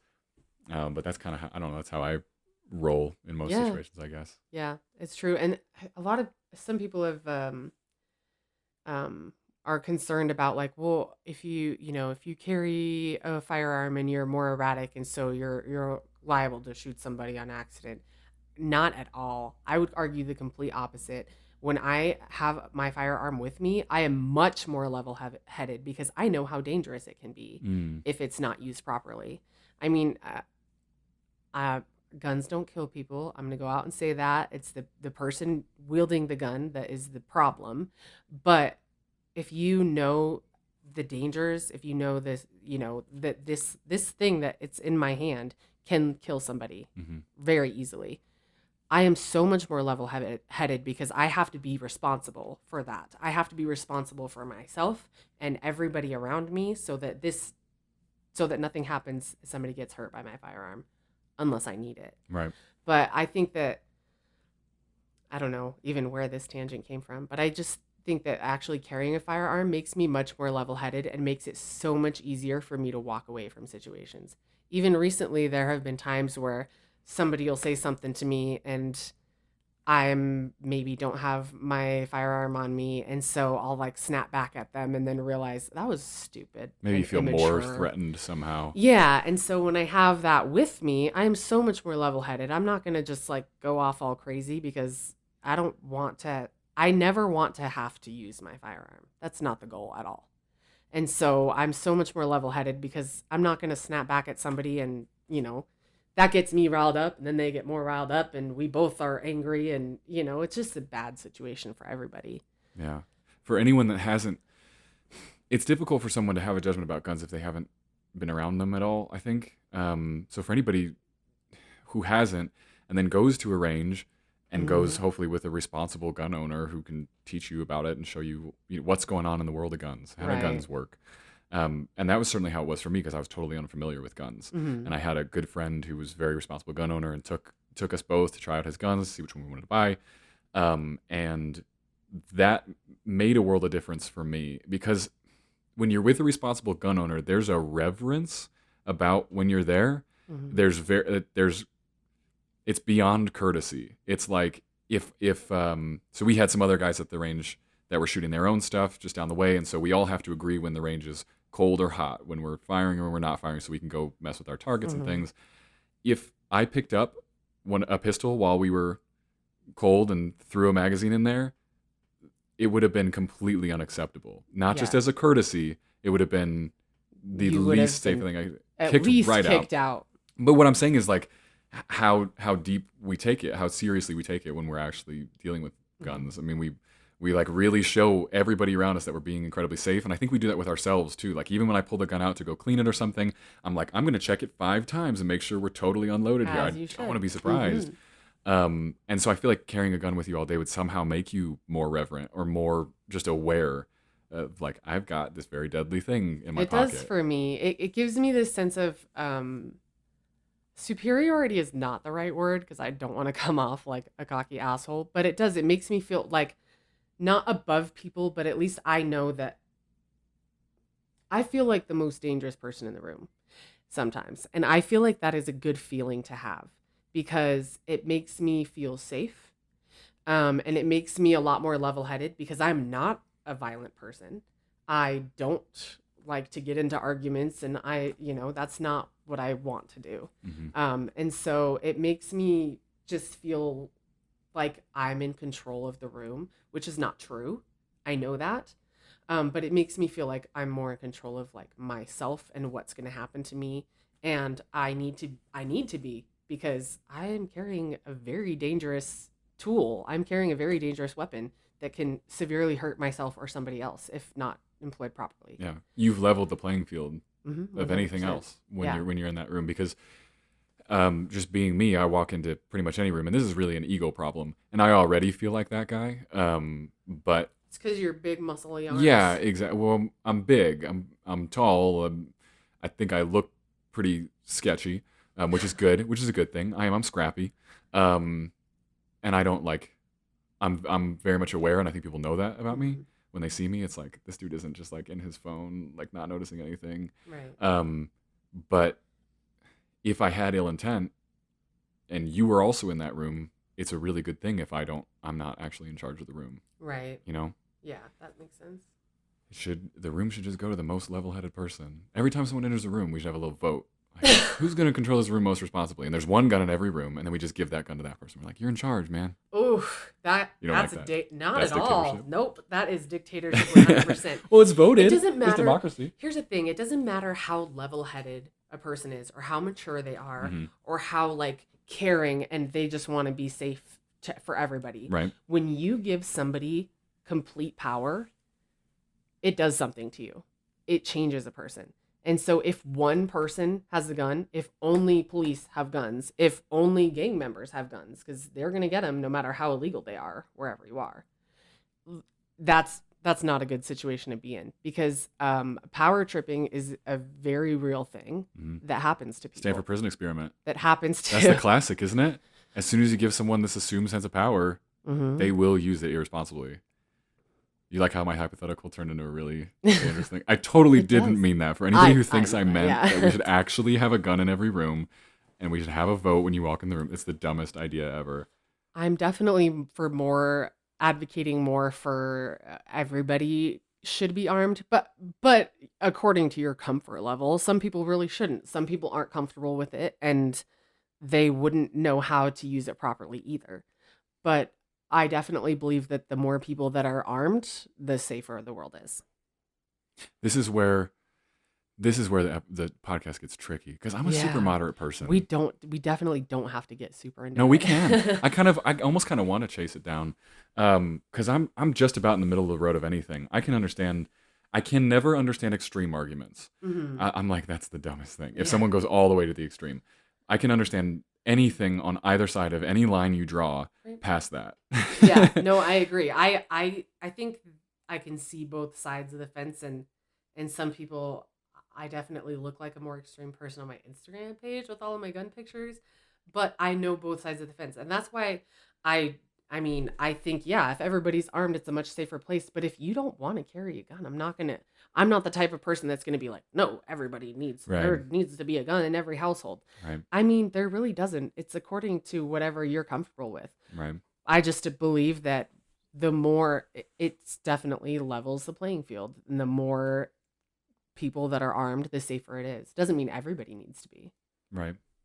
I read a really interesting book once that was talking about the economics of making things illegal or restricted or making them legal. And it was, again, one of the most fascinating books I've ever read. I apparently have a lot of books that are most fascinating books I've ever read. I need to start reading more books. I enjoy books. But it talked about a number of issues of whether that's drugs, whether it's prostitution, whether it's firearms. And it looked at all of these issues from an economic standpoint and said, like, what happens when you restrict things versus when you allow them?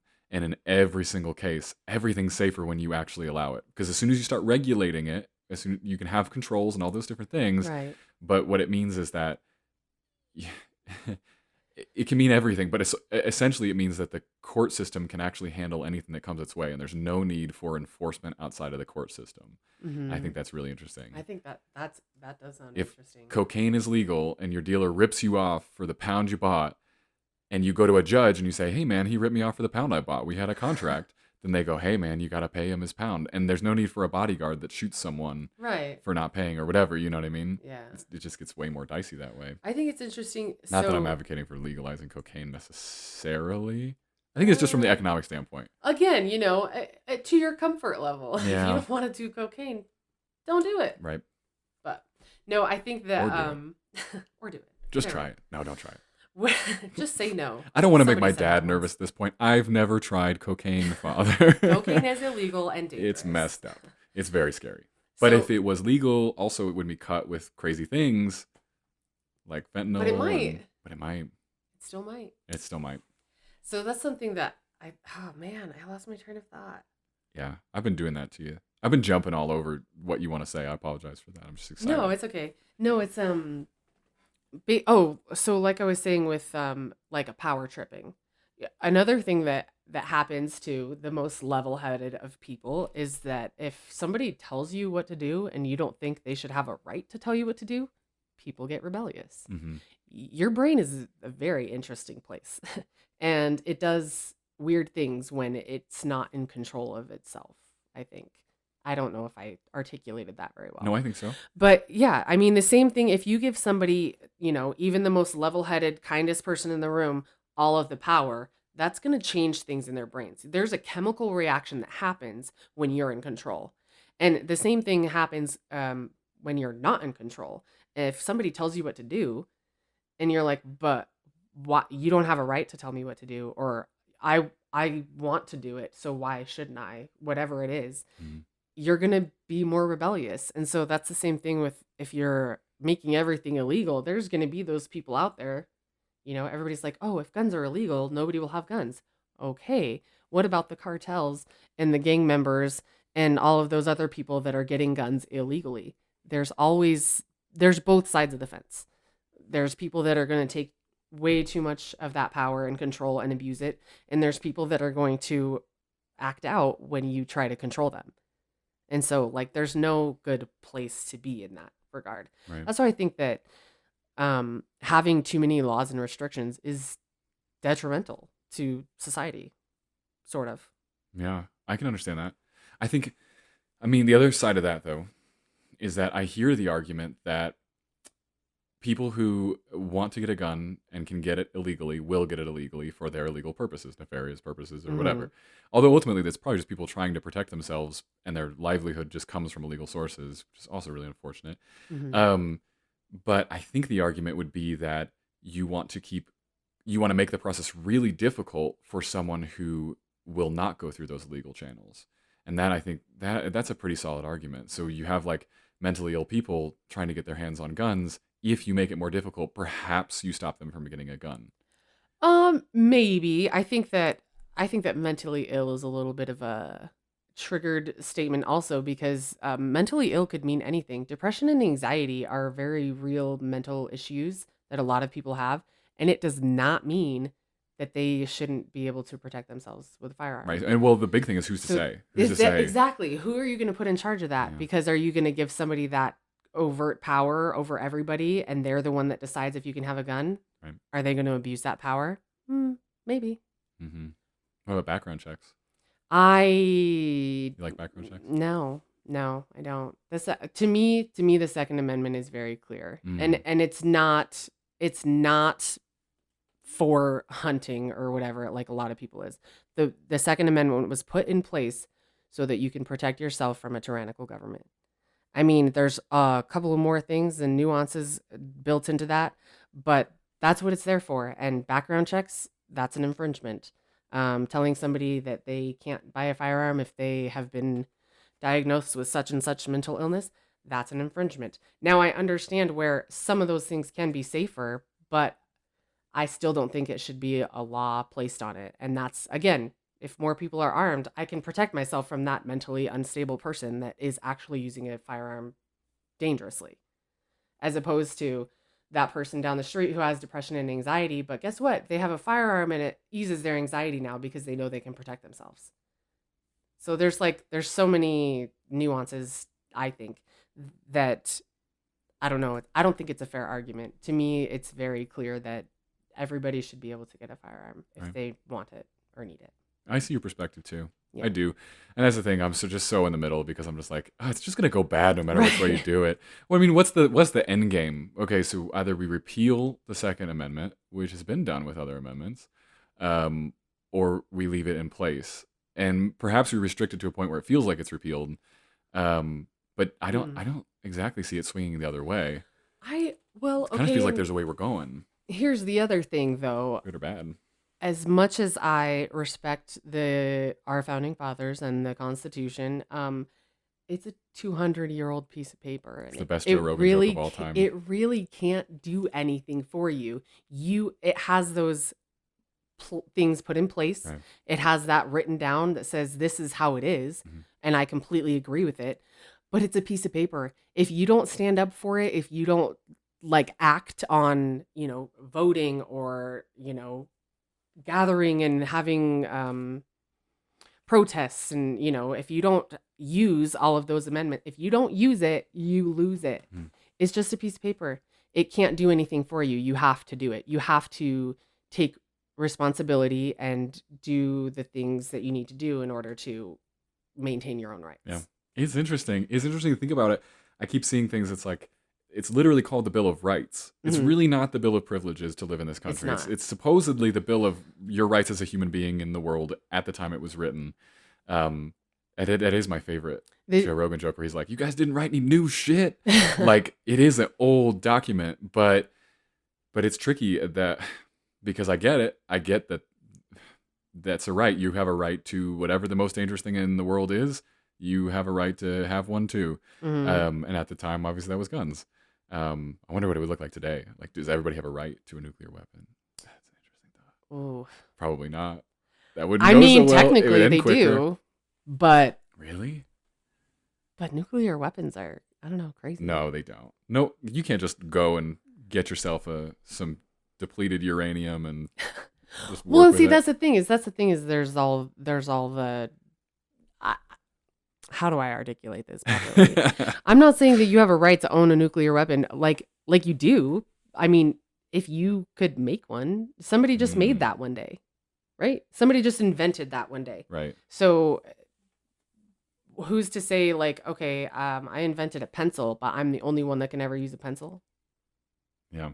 You know, like I know it's way different. This is going down a really trippy train of thought. Yeah, this is a weird. decided- this is a fun thing for me though, is to kind of speculate on that sort of It's thing. just fun to throw the furthest hypothetical you could think of. Right. So like if you were writing the Constitution today, would that be an argument? Like you have a right to, but it's not even. Okay, but if everybody had a right to have a nuclear weapon, It's still wouldn't you be a mutually lot assured nicer destruction. to people knowing that they might have a nuclear weapon? I don't know if niceness. I don't know if it's niceness though. Is Kind, it niceness? respectful? What's the word I'm looking for? Afraid, I don't fear. want to say afraid.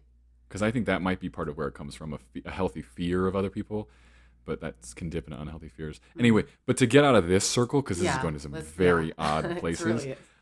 The thing I was thinking of was you're talking about giving one person power.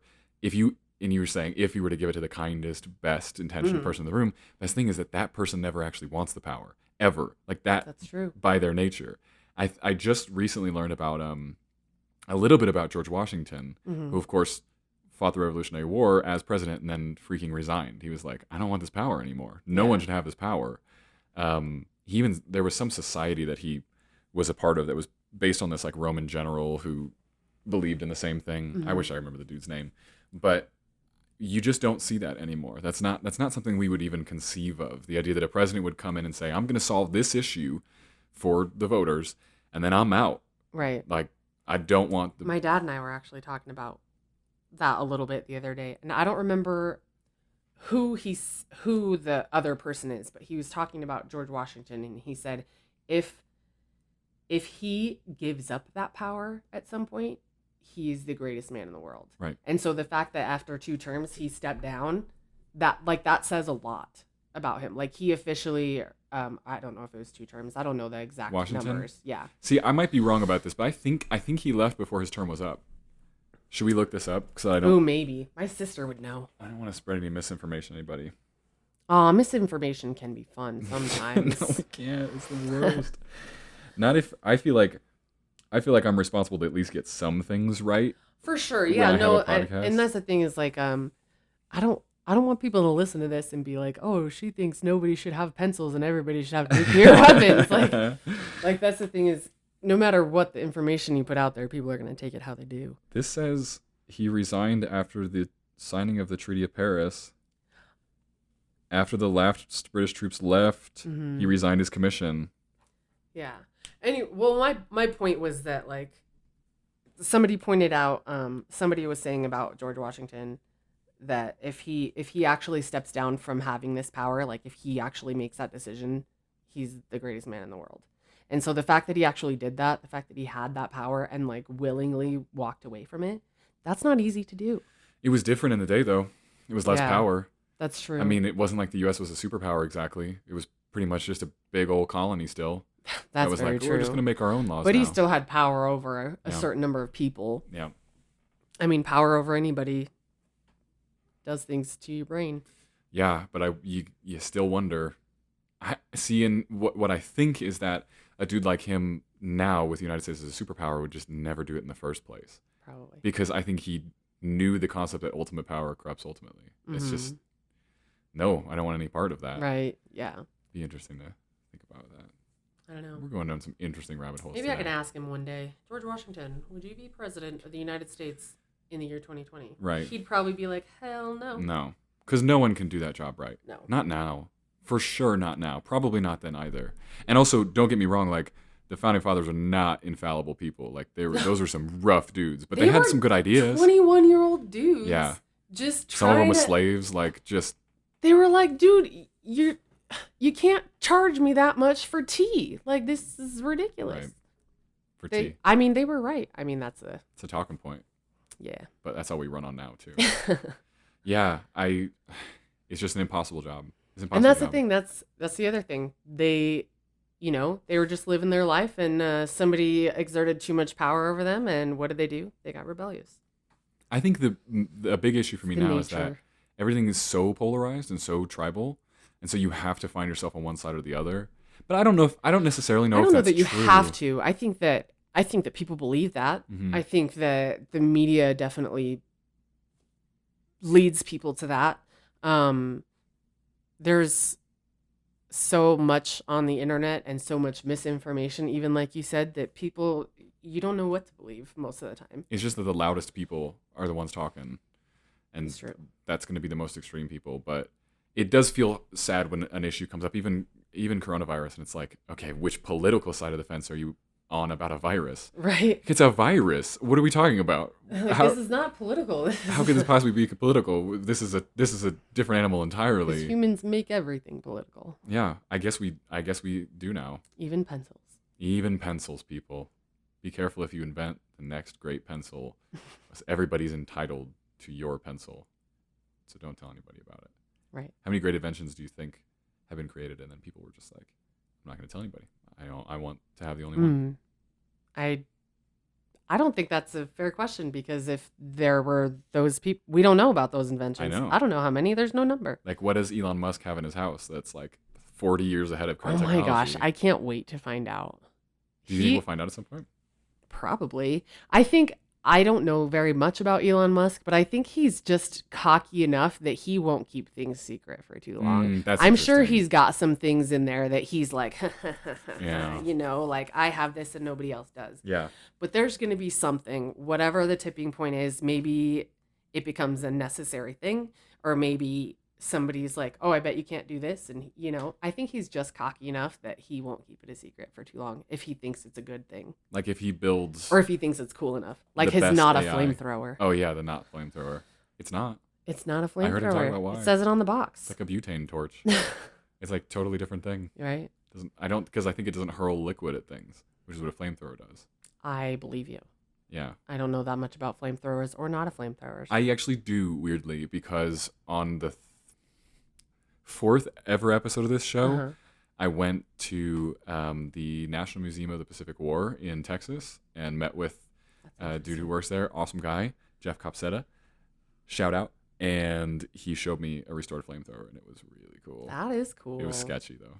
Like, it scares the hell out of me that someone would hold that. Right? Because it's just like, I'm going to just send a stream of fiery diesel fuel at you, and that's what I can do with this thing. There you go. There doesn't seem like there's much control with something like that. You'd set more things on fire than Yeah. you meant to. Yeah, I think that often that did happen. Like, many forest fires were happening just because of that. Wow, we've got some amazing. Yeah, I don't even know what we're talking about rabbit holes anymore. here. Well, I think that the only thing I really want to drive home for people before we kind of wrap it is like, I definitely don't want people to see this episode as the gun episode. Right. Because if you did, you probably missed a lot of the other things we were talking about, For which sure.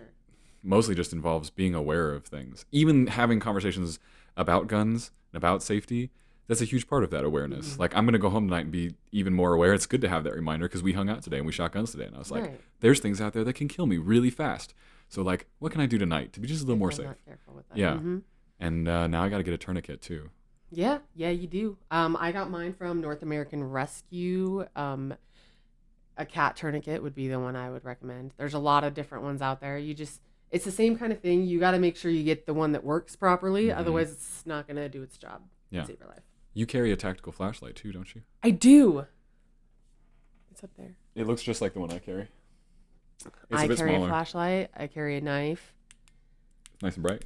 It is. I think this one's 150 lumens, which doesn't sound like a big number, but if you ever, bought a flashlight from Walmart and then get one that has some actual light on Yeah. it, there's a big difference. The fact that you can even turn it on in a room with lights on and we see can it, see yeah. it. But I learned about flashlights as part of that book too, and just I think it was from that book, maybe it was something else. But talking about how useful that is in self-defense, because if you're walking around at night, first of all, if you turn a flashlight on and you're walking around at night, anybody around who's prowling is going to be put off from one of two reasons. Either they're like, that guy's got a flashlight, so they can see me coming, and probably a super self-aware person, or that's a cop, because only cops use flashlights at night as they're walking around. Who carries a flashlight? Every day. Right. Me. Someone jumps up at you, and all you have to do is hit him with a little light. Even if somebody That's doesn't, painful. even if say you're walking around at night for whatever reason, and somebody comes up at you, and maybe they are fine. Maybe they're not a bad person. If I shine this flashlight in their eyes, and I'm like, "Hey, who are you?" Who are you? You're in control now. You're in charge. I am in control. They can't see me. I can see exactly what they look like, Right. but they can't see me. There's a flashlight in their eyes. Right. So I mean, and that's why police do that. Right. It gives you the upper ground. Yeah. Upper How hand. I many guess both situations things can are be true. avoided if you just have light If you have a available? flashlight. If you just have a flashlight. I think that was the other thing. I think I learned this from another jujitsu Also, like, person. Yeah, no, go What ahead. if you drop something Yeah, in the night, or like under, under your car or flashlights something. are so helpful, and your cell phone flashlight is not useful. Yeah. It's not bright enough. It's not fast enough It's for a not. situation you might need it too. Even though it has the button on the home screen now for the iPhone, and it still takes me like 35 seconds to be able to get my flashlight turned Right. on properly. Right, yeah, same. Not very helpful. So flashlights, if you want a gun, a tourniquet, A tournament. I would maybe a knife. I would I'd argue carry that a knife, it's useful. tourniquet is always a good idea to have because, like I said, a car accident, somebody like there's so Get some many glass in your scenarios arm. where it's going to be useful to just have that. Right. And I mean, it's not too big. Some people carry it strapped on their ankle. I just throw it in my purse. It's not in the way. Right.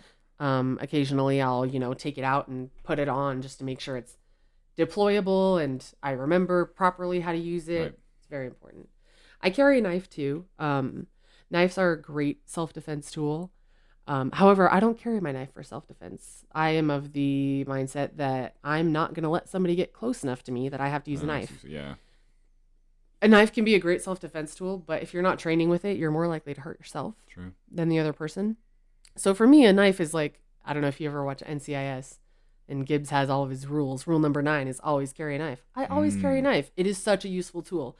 I've used it for so many things that don't even involve like cutting, I use mine as a screwdriver more than anything else. A screwdriver. Yeah. I've taken out splinters with it. Oh, okay. Yeah, that's a good idea to carry. I feel like I'm not allowed to carry pepper spray around as a guy. I don't know why. I still play by weird rules. Right. But Andrea does always have pepper spray with her.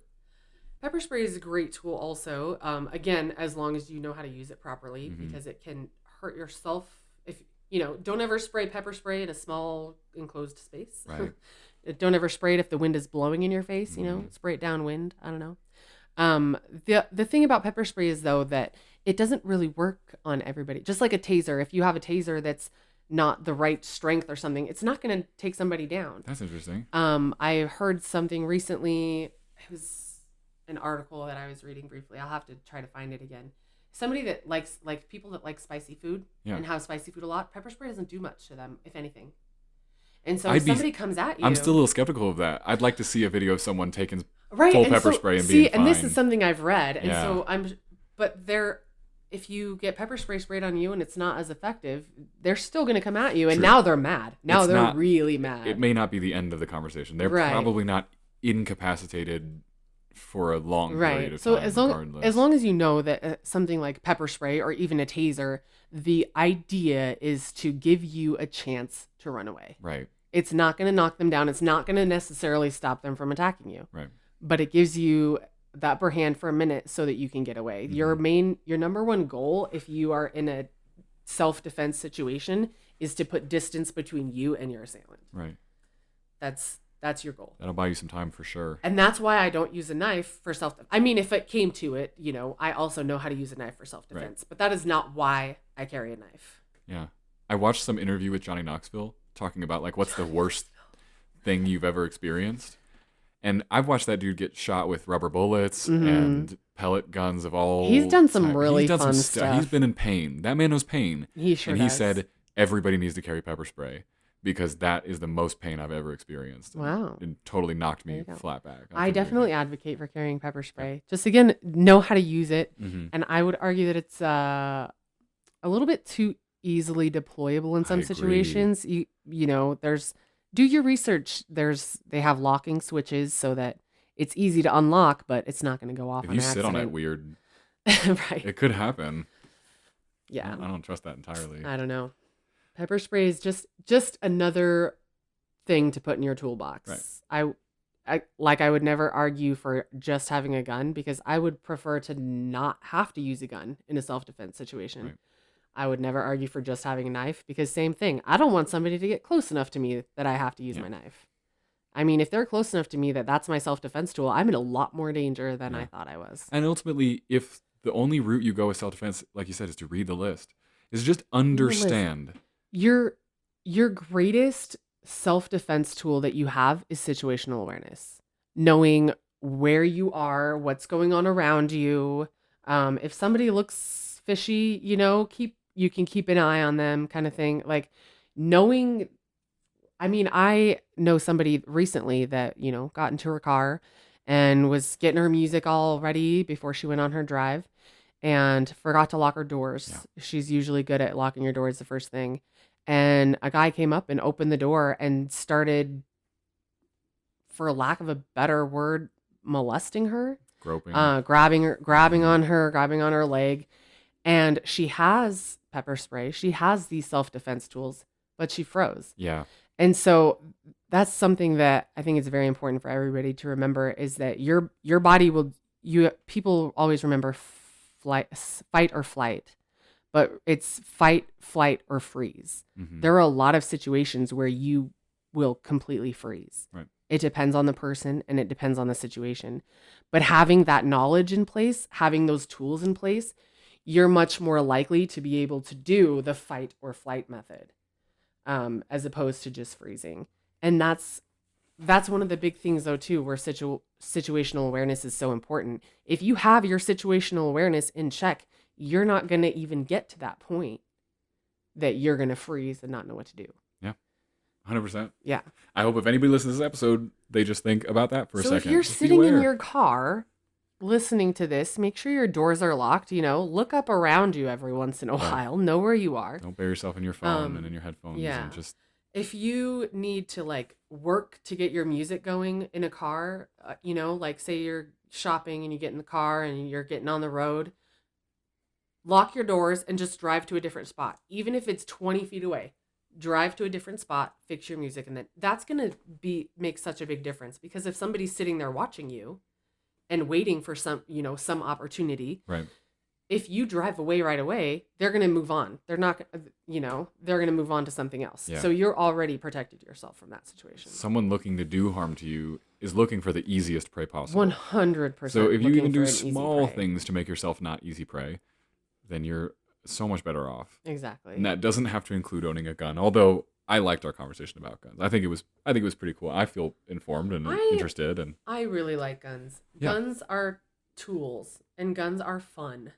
But they are dangerous. Yeah. So just, learn how to use them. Let's all take it seriously. Hopefully we'll have a decent conversation at some point without either side going off the rails about it. Unfortunately, I don't think that will ever happen. You don't think so?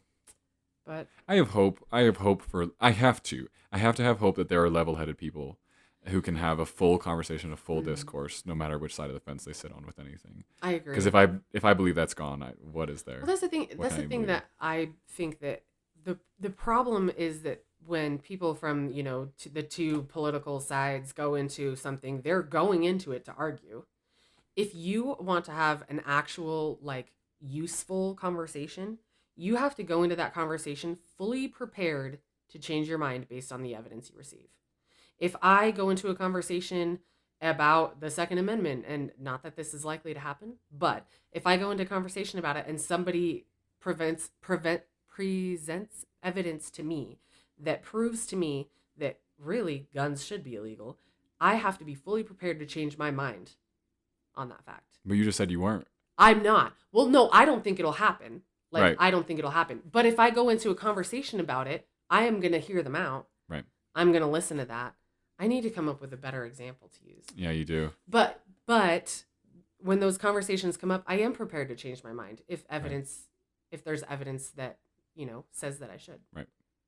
Yeah. And that's how everybody needs to go into these conversations, especially political conversations. I agree with you. Yeah, 100%. It's ridiculous. In the meantime, I'm just going to stay in the middle on everything. That's what I do. And I'm just going to enjoy life. I'm just going to keep stirring the pot. Yeah, that's good. Everybody has a calling, I like learning, so I like being able to be in the middle and be like, oh, that's interesting. I do. I am definitely a learner. I like to research things and learn different things and hear different perspectives. Yeah. But when somebody comes at me and they're not, usually the stir the pot is those ones that come at me all ready to argue. Yeah. I was telling my dad earlier, he said something about, oh yeah, somebody that doesn't believe in the moon landing. I was like, you believe in the moon? Come on now. Yeah. You just got to out crazy them a little bit. Yeah. Throw the tinfoil hat on, make it work. Yeah. Okay, so we've just covered so much today.